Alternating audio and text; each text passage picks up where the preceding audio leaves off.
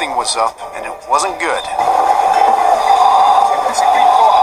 The language is a mix of Italian and Spanish, but the message is clear. There was a problem with gate number 7. So right now these guys are actually talking to two divers down below right now because they're in the middle of lifting up an entire piece of the lock so they have eyes on in the water. As the sun beat down on the exposed deck, down below dive teams were given scopes so the bosses upstairs could see what was wrong. The issue revolved around the removal of a section of one of the large gates. A piece was misaligned, and divers are pulling straps underneath to get it right again.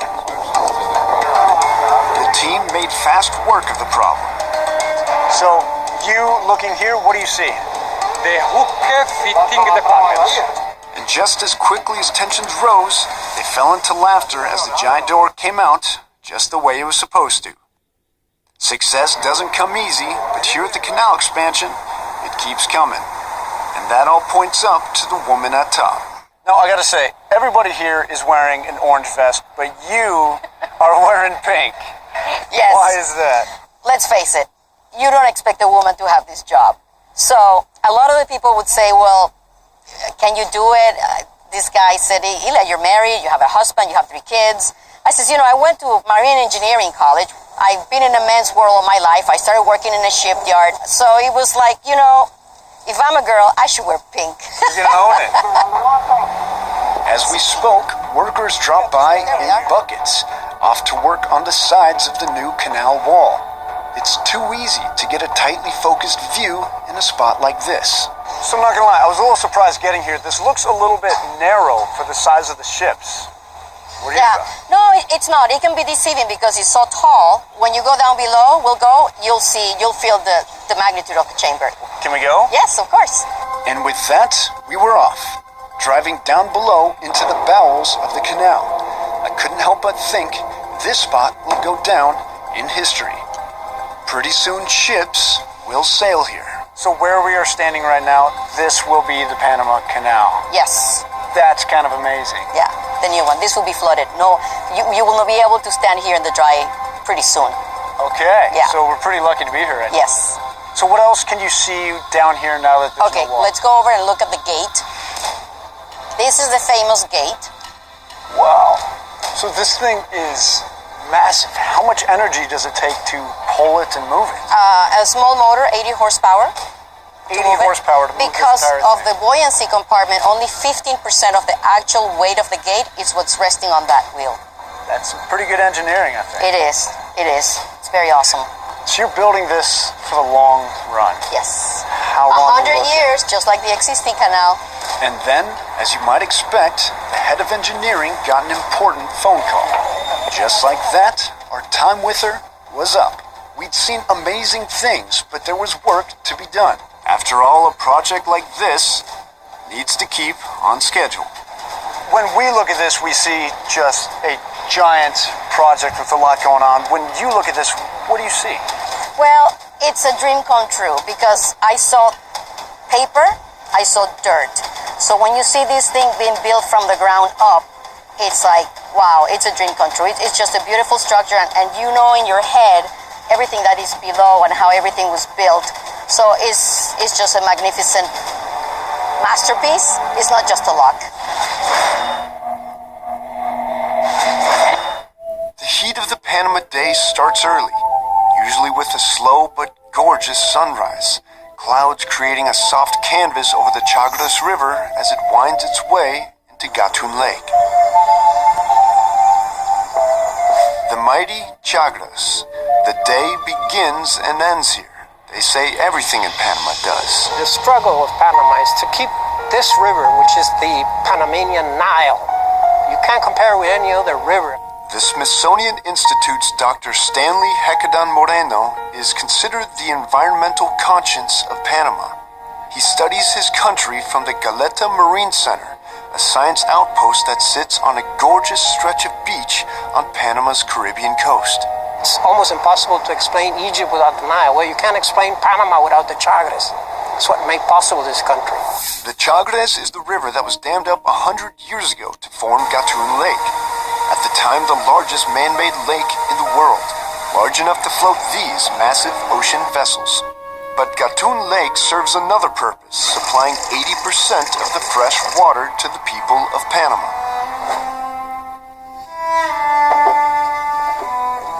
And that's why we're at the lake this morning. Ready to go? Ariel Rodriguez is a biologist from the University of Panama. He's taken us on a tour of Gatun Lake, but this tour isn't of the usual sights. It wasn't long before we found what we were looking for. Behind me, that pump is for water, but it's out of the water. That doesn't look normal. No, of course it's not normal. Sadly, the pump is just the beginning. Should we go? Rodriguez told us to head out onto the lake and we'd see what has many in Panama worried. Our boat is a small one, less than 25 feet, tiny on a lake the size of Gatun, no match for traffic. Wow, that's big. It is just after noon in the Panama Canal, and that means it's rush hour. We've got a container ship going that way, and this big blue one here, that is the biggest size of ship that the Panama Canal right now can handle. This is the Glovis Clipper, a 58,000-ton vessel. 50 megaships just like this one cross this lake and the canal every day. Each one needs 52 million gallons to transit through the canal. That's a lot of water, but Panama, like much of the region, is experiencing a terrible drought. Have you ever seen it like this? I've never seen the water level so low. Rogelio Nunez is our captain. He is a man who knows this lake and knows what's happening isn't normal. What is it normally like in the rainy season? In the rainy season, it rains every day. Now we go for weeks without a drop of rain. Does it concern you? We are very worried. Not only me, everybody in Panama is very concerned. So you depend on water for your livelihood? That's right. Panama depends on water. And with that, Nunez and his crew steered us deeper into Lake Gatun. It wasn't long before we reached the spot everyone was talking about. So you can see the height of the rust. That's how high the water normally is right now during the rainy season. But the waters are so low, you can see the top of this tree trunk, and this isn't the only one. They stand like ghosts, suddenly caught in the harsh, hard light of day. Acres of what was once living forest now exposed for the first time in 100 years.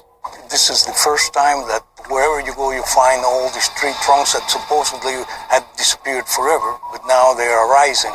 When engineers dammed up the Chagres in 1914, they decided to leave this forest intact, figuring it was too costly to remove these trees. But a new reality is now at play. One only knows how serious the problem is when you live through it. Along the edge of the lake, temporary pumping stations rigged up to reach the lower level of a now thirsty water system.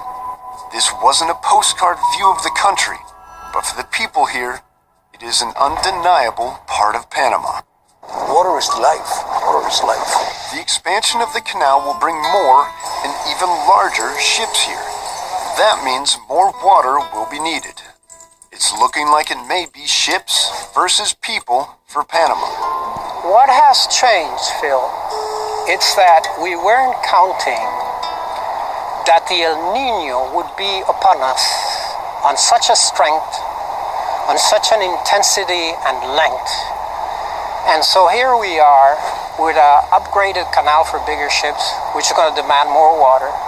And as our urban areas along the canal get face a future, what is Mother Nature telling us? Are we going to have enough water? Are we going to have El Niños more frequent? Then it was time to leave the lake behind. We drove back toward Panama's sprawling urban center, still on a mission. This is Bacora Gardens, a village clearly suffering. Hoses rigged to a temporary water tower supply a limited, undrinkable supply.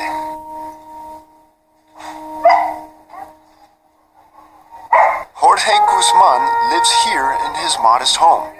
This is a lucky day. Water is flowing from his faucet. When it does, he must fill any household item he can find with water. Our interpreter helped us understand what life for Guzman and his family is like. Constantemente no vaya, hace 3 días no venía el agua en la línea de agua potable. He's saying that today they have water, but before that they didn't have for 3 days in a row. They spend weeks without washing their clothes. He's saying that they don't take baths, they just wash themselves because they don't have enough water to take like a full bath. We're told Bacora Gardens isn't alone. All over Panama, families like the Guzmans face dry faucets. Strange for a country known around the world for its abundance of water. This water is not infinite, and these locks are symbol that we have a problem with the quantity of water, and we need to be careful in the management of this water. We wanted to know what the people in charge of engineering the new canal locks thought about all this. In the planning of the canal, did you account for things like El Nino, things like climate change? El Nino is something that's happened in 102 years of operation twice. So it's not something that you design for, you mitigate. Do you think the canal is prepared for this climate future? I don't think we were expecting these changes so fast. You have confidence in the Panama Canal?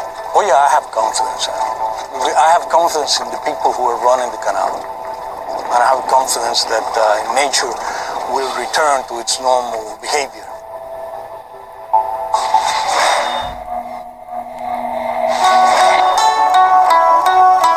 Panama is so many things. The giant ships are always an impressive backdrop, especially when you're trying to shoot an interview.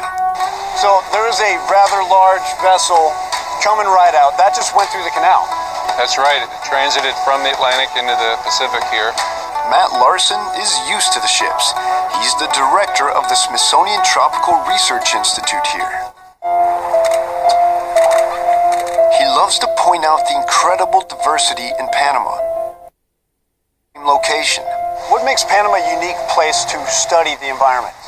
This is a remarkable place because we have a very narrow isthmus here, 50 miles at the narrowest point. So we can get to either ocean, the Pacific and the Atlantic, in a matter of an hour or so. We spoke with Matt at the Smithsonian's Nature Center at Culebra Point, a narrow strip of land that juts straight into the ocean. Ships were passing by, the sun heading down for the night. It was time to get down to business. So I understand there are sloths here. Yes. Can we go take a look? Yeah, let's go take a look. All right. They're Lead very the way. handsome. Turns out sloths aren't the most outgoing animals. We had a bit of scanning of the treetops to do, and then we saw our first signs of life. Oh, there's one. See it? Yeah. Oh, yeah. Oh, there's another sloth right there. Yeah, he's just mooning you now. This is apparently prime time for sloths. And while the first two we spotted were pretty cool, we were about to get a better, crazier view. He might have fallen. We didn't expect him to be so close so suddenly. So this amazing creature right here is the two-toed sloth. Now, this is the closest I've ever been to one. Lots of times they'll come down to the ground to go to another tree, and this guy actually might have fallen. Hi, buddy. Hi. We decided to switch cameras to get a better look. Luckily, we moved quickly, or at least compared to this guy. So Panama has everything. It's got the canal, it's got beautiful rainforest, and it's got sloths. Oh my gosh, you're adorable. Hi. Just in case you're not up to your sloth scoop, here's the 411. They are mammals. Yes, they are slow, primarily because they eat leaves which don't provide a lot of energy. They have a reputation for being sleepy and lazy, but Smithsonian scientists using electronic tracking devices found wild sloths like these guys sleep a lot less, 6 hours a day less than the ones we see in zoos. But that's not all Smithsonian scientists discovered. So in sloth hair, the fungus they found could fight malaria, could kill bacteria, and actually fight human breast cancer. Apparently, yes. And it's not exactly known why the sloths might have this, but it's thought that because they spend their entire life in the canopy, they're exposed to the elements. So sloths, they're not only adorable, but they may be life-saving. Then, as the sun turned the skies around us into a picture postcard, the magic really happened. He looks pretty healthy. He does look